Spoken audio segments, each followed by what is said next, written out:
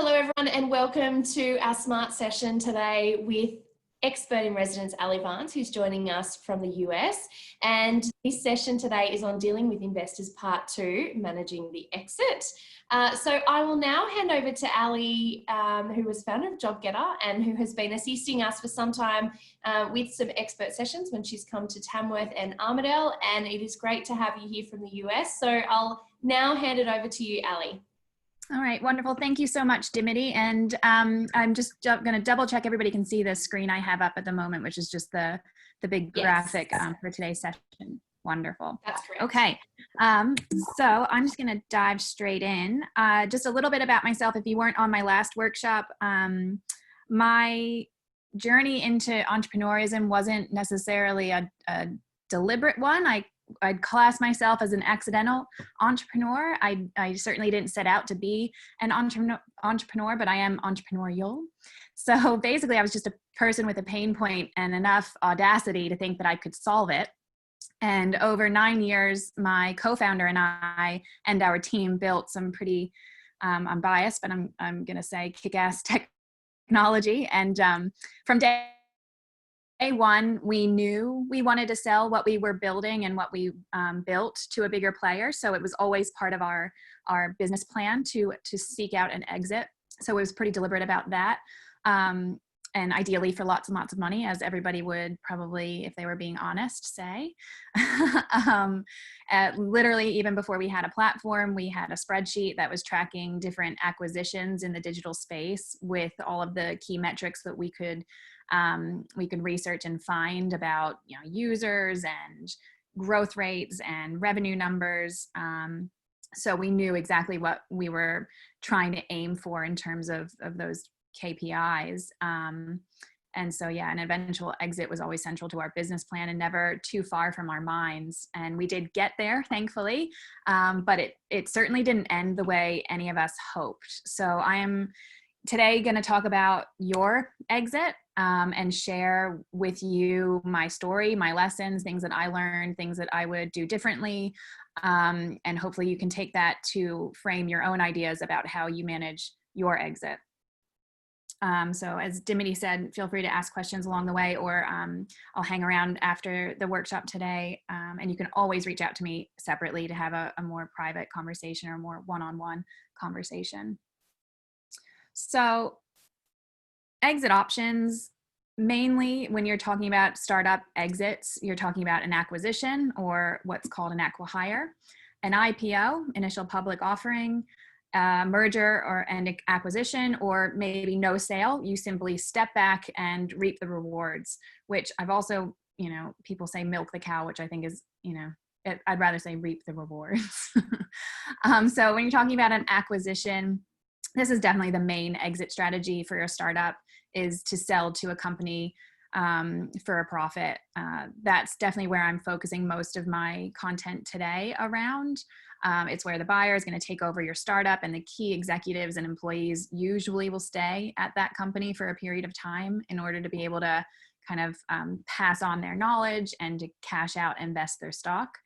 I lump this in with an acqui-hire, which is the process of making an acquisition in order to bring on their team members. In this case, the buyer is not so much interested in your product as it is in your team and the talent that comes along with purchasing it. So they tend to lead to the closure of products and services that have been acquired, and the employees end up being transferred over and usually receive significant hiring bonuses or increases in their salary. So it can be very attractive for, say, a small team to become part of a bigger company in that way. They definitely tend to happen at an earlier stage in comparison to like a big startup acquisition. So they often provide less capital to any sort of angel investor or VCs that might be involved in the venture. So it's worth noting that it might, along your journey, you might be in a position where an acqui-hire is within grasp before an acquisition would be. So if you do find yourself kind of 3 to 5 years down the track, ready to kind of become part of a bigger company, then that might be something you start to plan for. And then you've got an IPO. So most people know what this is, but initial public offering, you're basically taking a private company and selling shares to the public on the stock market, like the ASX or NASDAQ.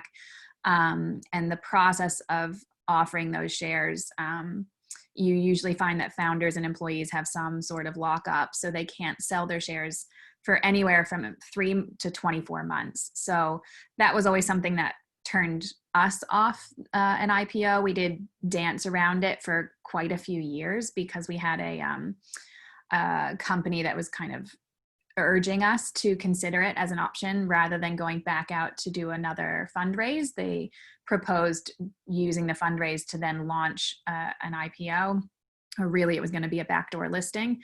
But we knew that that meant we would be locked up, and you tend to lose control when you do that sort of an exit. So you're kind of taking a bit of a risk that you can still steer the company in the direction that you believe it needs to go to continue to grow and profit and do well on the stock market, and be willing to accept the risk that if you aren't able to steer it in the right direction and your stock is worth less, then you might not wind up walking away with as much as you would hope for.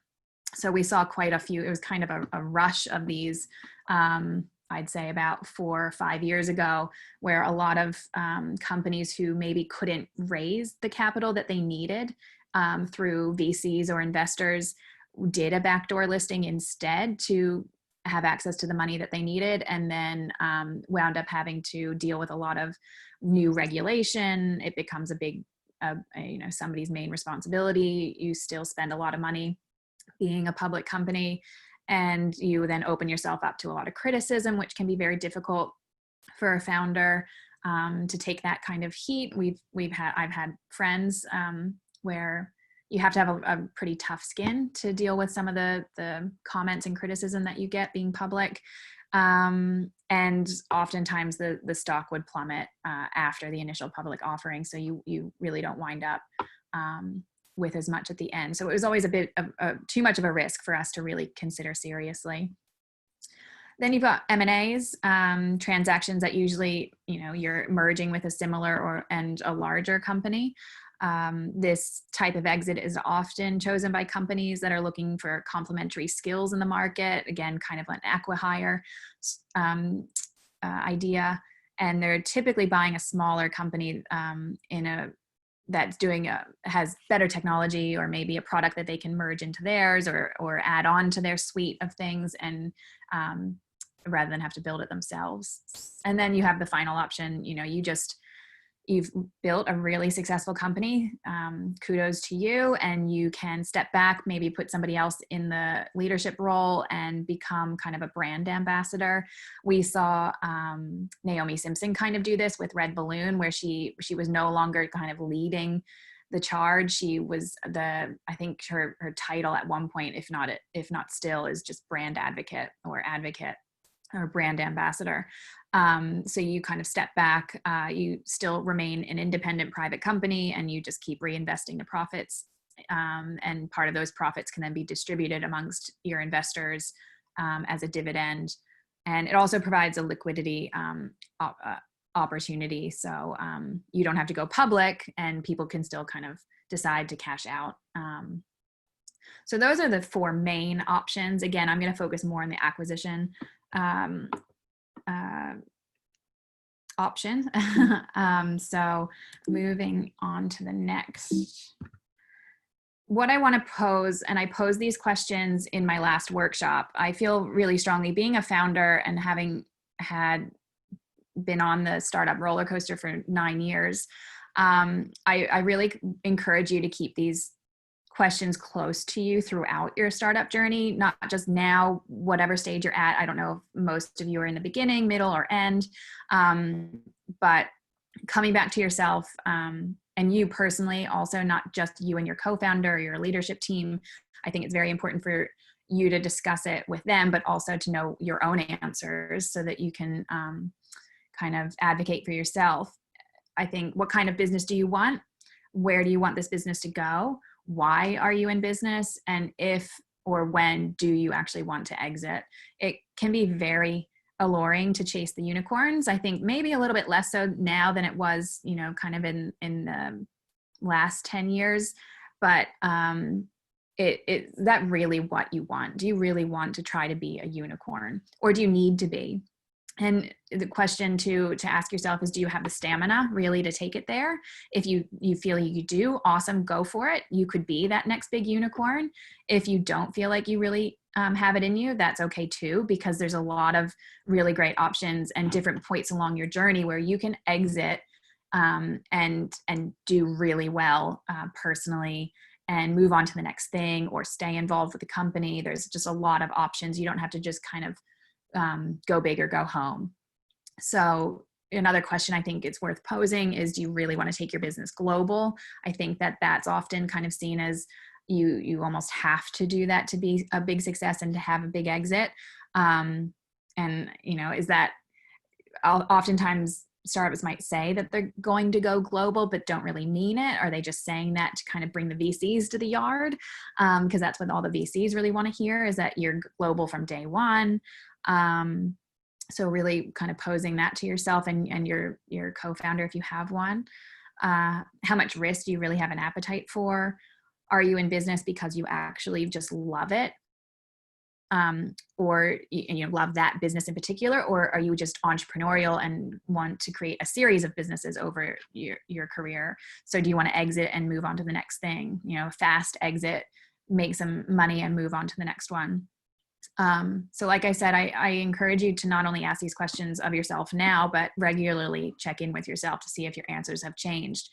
5, 7, 10 years on the startup roller coaster, and your idea of what kind of exit you want from day one may be very different to your answers down the track. So almost making it kind of an annual thing, if not maybe a quarterly thing, where you just go, how do I feel right now? Where is my business up to? Because if you're in the startup world, you know how quickly things change. So it's important to keep that close to you. I'll elaborate a little bit on that a little bit further on.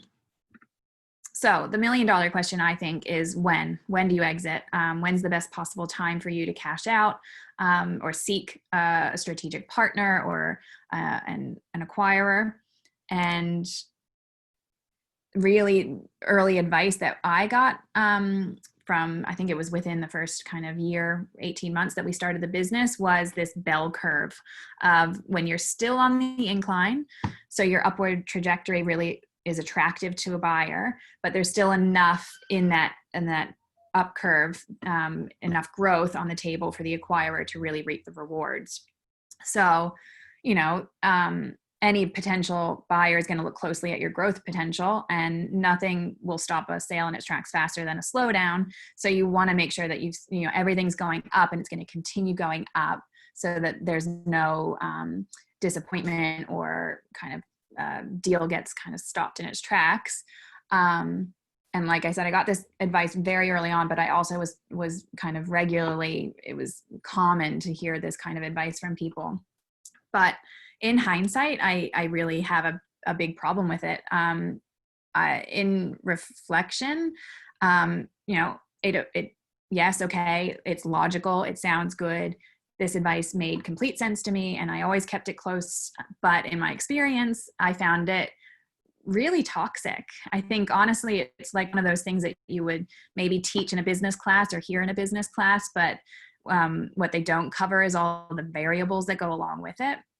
For me, this kind of perfect time exit graph created this almost mentality of the constant chase.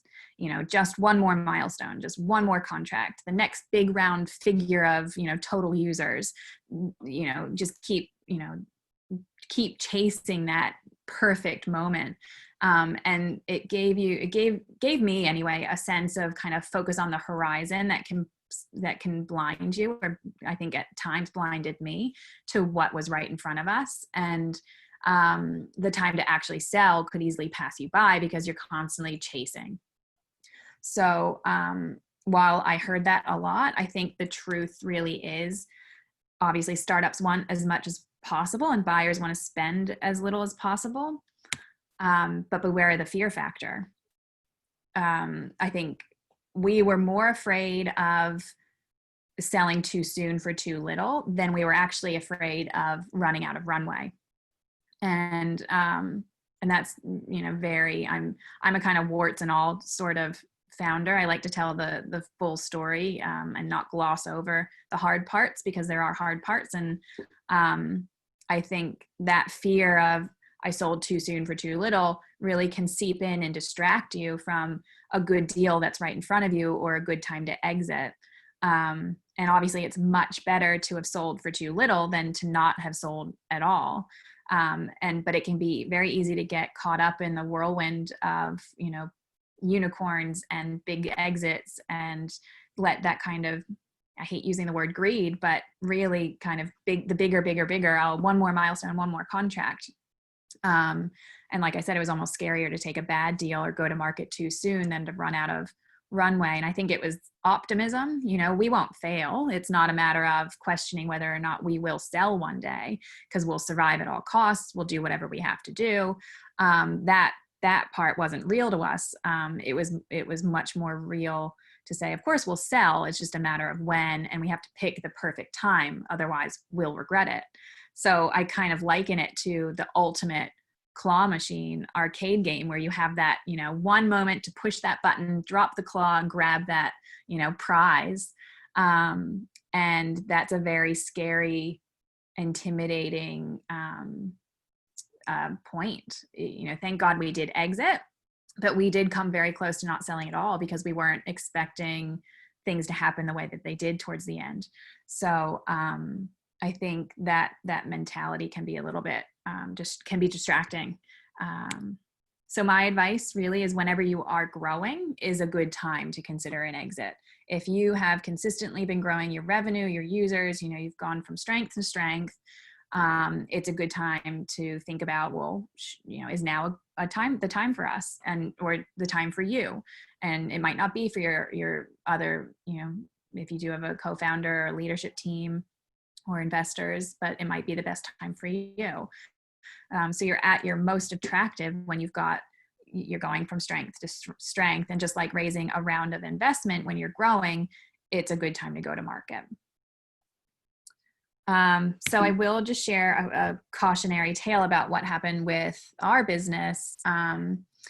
For us, we were one of the many startups getting grant funding, or the research and development tax incentive, which if you're in the startup ecosystem, you might be aware of it. And the fact that the Australian government decided to launch a campaign of retrospective audits of companies who had received it. And being a company really into kind of scale up phase, we'd been around for a while. We were among the first few companies to be contacted by Oz Industry to look deeper into our applications. And, higher profile companies like Airtasker have been at the forefront of the fight against the clawbacks, but we were among the first to go through that process. And at the end, we were left with an impossible 4 weeks to repay a significant amount of money. So unfortunately, we were forced to seek a quick sale, which we did achieve, thankfully, but it was certainly not the way that we ever envisioned looking for an exit, or the way the company ended. So it made an offer that we had received about 5 years earlier to that, that we boldly declined, look like an absolute fortune. And I don't think I'll ever not cringe when I think about it. But that's what all she wrote. That's kind of what our experience was. So I think that's why I speak from more of a cautionary perspective, because, entrepreneurs are traditionally incredibly optimistic people. You're hard workers. You also tend to be big self-sacrificers. I think you just kind of put your head down, you hustle, you move, you grow, you try to get bigger. And sometimes you think, you say no to a deal one day that you regret not taking down the track. So that's a little bit about our story. But really what's important is, what does your exit look like? For us, I think it was something we talked about all the time, but I don't think I spent enough time giving it some really concrete shape. So that's what I encourage you to do, is to give your exit some detail. If you know what it looks like for you, then you'll be better able to recognize it when the time comes. And that shape is going to change. We joked when people would ask us, and typically it was a shareholder, someone kind of close to us in our advisory board, or our board would say, what does it look like? What number would you consider? And we joke and say, it depends on the, time of day that you ask me, because, you have a morning where you have a big win, and then that afternoon you get hit with a curveball and you just go, oh, this is all too hard, especially when you've been on the roller coaster for a while. But I think having a shape that you can kind of check in with, and not be too fickle about, obviously saying that it depends on the time of day is a little bit extreme and exaggerative. But like I said before, I think I'd suggest having a serious conversation or a thought process at least kind of twice a year, if not quarterly, and resist that temptation to simply push it off until later or someday, or, we'll talk about it in the next meeting. Or I think giving it serious consideration kind of regularly will make sure that you don't let an opportunity pass you by, for the business and yourself. Again, your exit could be the business's exit, or it could be your own personal exit out of the business. So do the math and keep doing the math. And again, this is similar to what I recommended in my last workshop about managing your investment and looking for investment. You really want to keep the numbers close to you. Ideally, keep an extra cap table that shows, if you are raising fundraisers, shows what your future rounds and future exits might look like. Are you better off to not fundraise and to simply go to market and sell sooner, maybe be an acqui-hire, or raise that next round and reach that next inflection point and then seek a sale when you feel like you're in a stronger position? But be wary, as I said, of that kind of trap of, we can always be better, reach that next milestone, grow a little bit further, and then we'll be able to get a better valuation. At minimum, a business is typically valued using that 3 times revenue method. So at any point, you could go to market and potentially sell your business for 3 times your revenue. And keeping that at the forefront of your mind will make it, again, easier to identify if that's your best option at any given point. Looking at your cap table and going, this is where we stand today. What if we were to sell for 3 times revenue? That would mean, different shareholders and yourselves would walk away with X. If you were to raise a round, drop your equity, and then seek a sale, it's riskier because you're giving yourself the chance for something to pop up or go wrong. But if you have a strong strategy, then, ideally it's just having that at the forefront of your mind, because you might realize, if I walk away, if we go to market now before we raise that next round and I don't have to give up as much equity, I could actually walk away with more than I would if I diluted and then tried to sell for an even bigger number, which could be harder to achieve. So I really recommend keeping that math, close to you.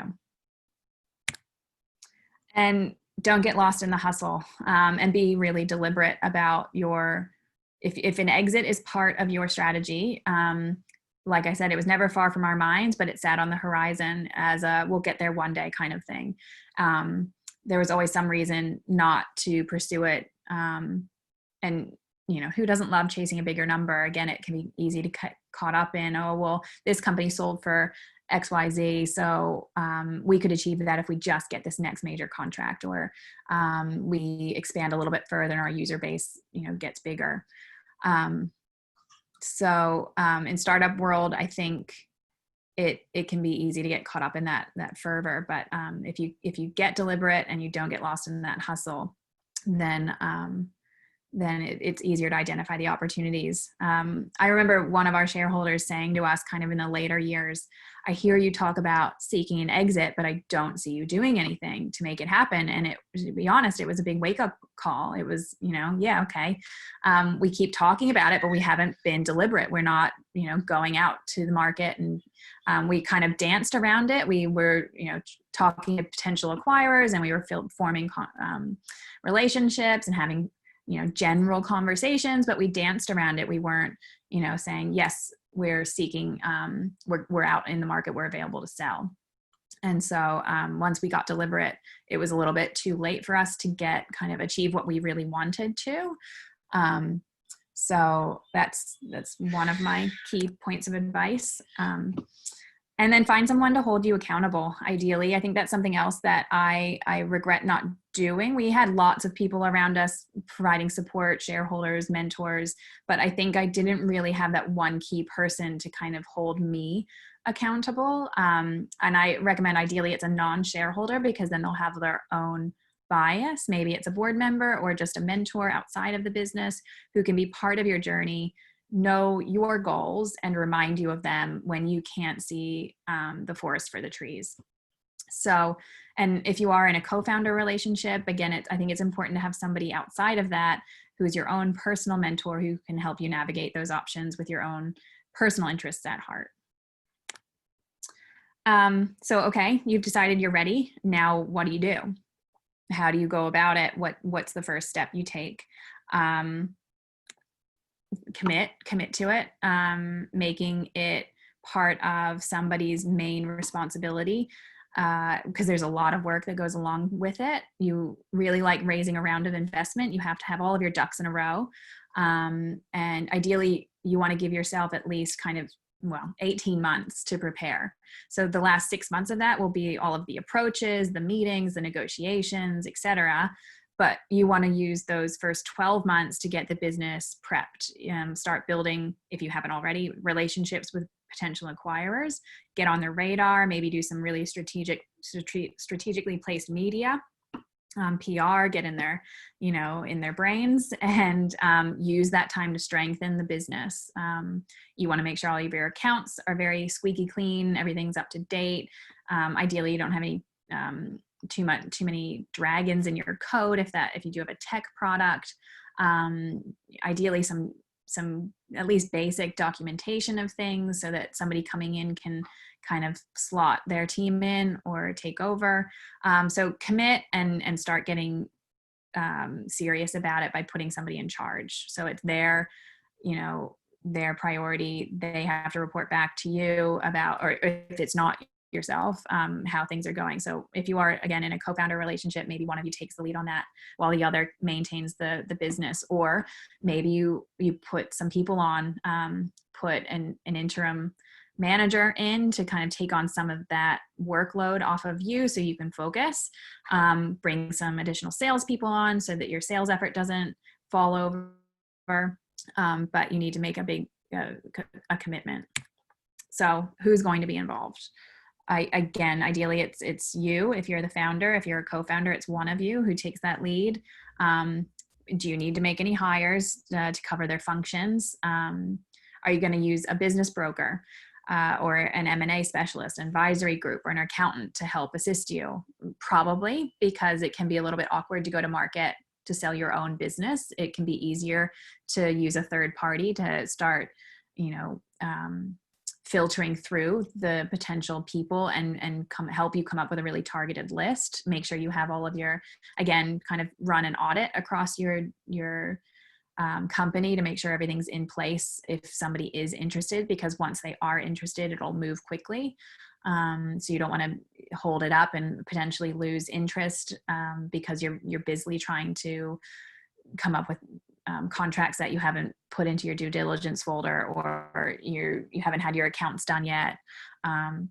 So whoever you do choose to work with, if you are choosing a third party, you want to choose wisely, because the wrong people will probably waste your time and slow you down, and they could potentially burn some bridges. If you have some really specific targets in mind in terms of a potential acquirer, you really only get that one shot at them. And if you go through the wrong person and that bridge gets burned, you just don't want to run that risk. You don't want to look desperate. So you do want to ideally take the opportunity to a few carefully identified players first and give them a chance to consider and come back to you, which can take time. For us, we did put a call out to our shareholders and our advisors for recommendations for business brokers and people to work through. We didn't get too many great leads. We wound up just doing our own research and just put a request out for a proposal from those parties. We looked for people who had worked in our space, were somewhat knowledgeable about our market, and maybe had relationships with some of the potential acquirers that we had in mind. Ideally, you want someone who can offer up other suggestions, other companies that maybe you hadn't considered, because they do know the space. And so that's what we did.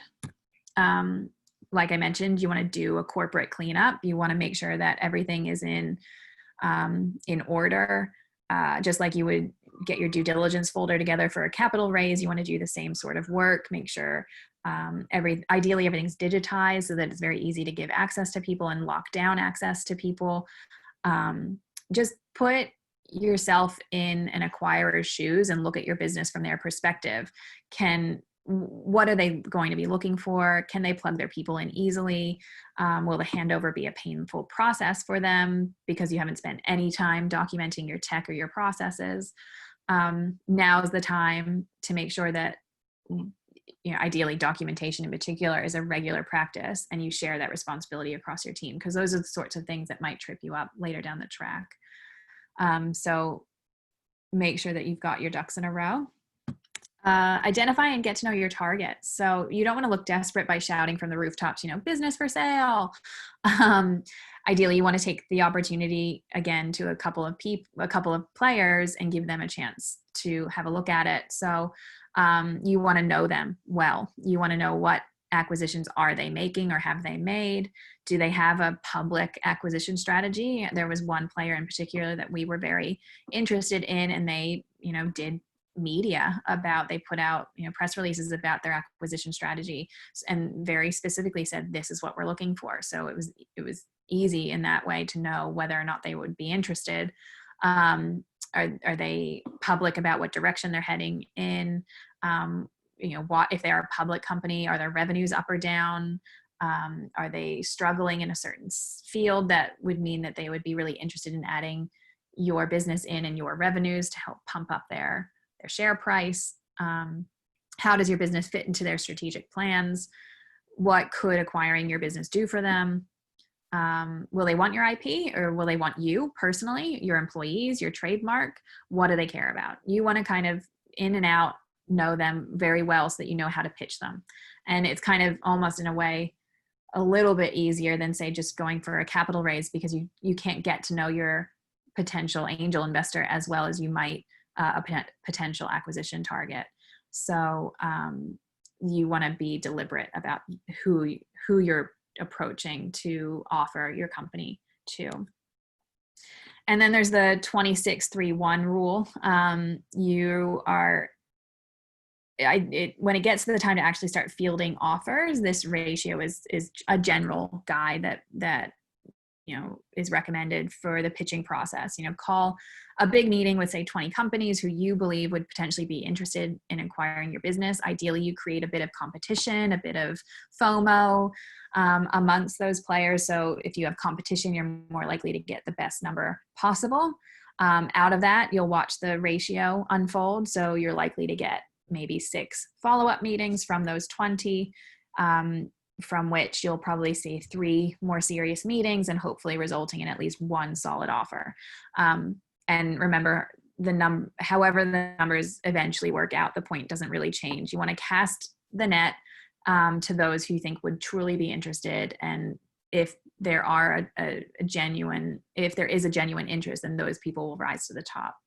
If not, then you need to look at alternative options, or maybe what you're pitching is just not hitting the mark. And again, using a third party that is recommended and knows your space, ideally you don't get to that point. So it's another kind of stroke in the column of why you might consider using a third party. It helps protect against that risk. Keep growing. So once you decide to start pursuing an exit, you can't take your foot off the accelerator. Like I said, nothing's going to stop a sale faster in its tracks than your business slowing down in either, productivity or revenue growth, or to some extent, maybe innovation. So you want to keep a couple aces up your sleeve. You want to stick to your strengths and stay as attractive as possible. So again, don't take your foot off the accelerator and make your life harder by reaching for the stars in terms of new features. Kind of don't get wild and crazy, because now is not the time to jeopardize your growth rates by adding in too many variables. If you need to, like I said before, hire people to support your growth while you focus on pursuing that exit. And just remember, though, that the wrong hires can also be distracting and downright detrimental. So again, not too many variables. Stick to your strengths, know what works for you, keep doing that, and make sure that your growth keeps going up. Ideally, you don't want to plateau either too much. So again, like I said in the beginning, I really promote keeping these questions close to yourself as you go through the process. What kind of business do you want? Where do you want this business to go? Why are you in business? And when do you want to exit? Because as I said, your questions, your answers to those questions might change along the way. And keeping that close will make sure that you know what your exit looks like. And like I said before, this is your exit. So we're talking about your business, your startup, your little business baby. When do you sell? When do you hand over the reins? And what is best for you? I think this might be a bit controversial, but I encourage you to put everyone else's desires aside and decide first what you want. Not what your mentor thinks you can get, or what your shareholders need to make a return, or even what your co-founder wants. I think it's easy sometimes to kind of, and I'll be honest, that there were points where we said, oh, we'd love to sell, but we have to sell for this in order to make sure that shareholder, John Smith, gets a return. And I think sometimes that confused us, and stopped us from seeking an exit when we maybe should have, because we were worried we wouldn't get the figure we needed to make sure our investors got a return, and a decent return. But had we not been preoccupied with that at times, then we maybe wouldn't be in the situation that we found ourselves in, and we would have sold sooner. So I do push you to be a little bit, and I realize I'm not necessarily speaking to the same group. You might all have very different ways of looking at this, but I think it was a lesson that I learned in the process, that you really need to know what you want. So that's it. I think I spoke a little bit faster than I normally do. I am a fast speaker. 45 minutes in. So we have lots of time for questions. I've got my details on the screen there too. If you have anything to follow up with me with, sometimes it's nicer to have a private conversation or one-on-one rather than in a public forum, especially about these sorts of more sensitive topics. So very happy if you want to reach out to me and set up a one-on-one session, but also very happy to answer questions now.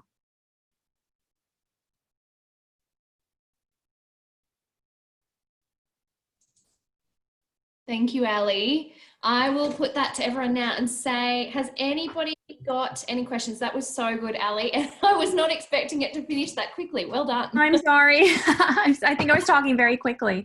I don't know. No, that was really, really good. And I think, it was so nice to actually hear your own personal experiences in that. So thank you so much for sharing some pretty personal things that you went through in the business. And I think that's really great for our founders to hear, like you say, the warts and all story, because I think too commonly in startups, it's all very bright and shiny.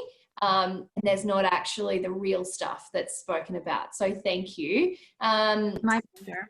Jay Baldry from Network of Wonder has said, I found this so interesting. Thank you. Now, has anybody got any questions for Alli? Feel free to, what I might actually do first, I might actually wrap this up in terms of recording so that then I can put it all open to the floor. So thank you everyone who has watched the recording today, and this will be continuing to be available on our Smart Region community page. And to join as a founder and get more information, hop onto our website at smartri.com.au. Thank you.